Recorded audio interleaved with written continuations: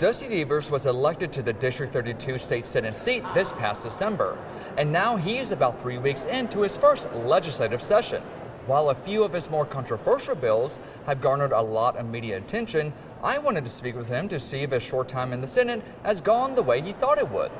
He says one of the things he wished were different would be for the legislators to simply have more time.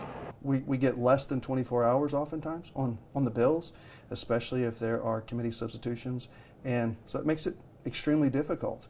Now I think that we could make some changes to make better government, where we have more time to work through the various legislation and amendments that might need to be made, and have these conversations so that we can really understand and know what is happening with the bills, and so we can even report back to our constituents and hear from them before we go onto the floor and vote.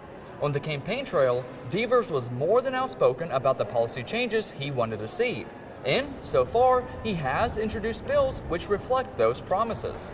He has introduced a bill which would prohibit no-fault divorce, as well as a bill which would allow the state to convict someone of murder if they obtain an abortion other than to save the life of the mother. However, he has introduced another bill which hasn't been talked about that much, if at all. And that proposal is Senate Bill 2037. This bill would provide families with a monthly rebate based on the DHS poverty line multiplied by 4.5%.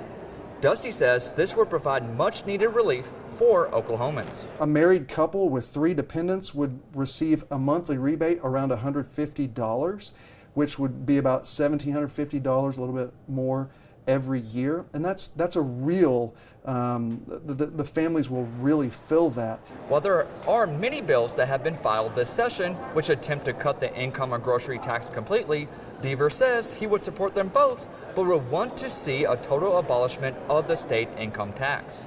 Really what I want to see is the income tax repealed, and that's Senate Bill 2031.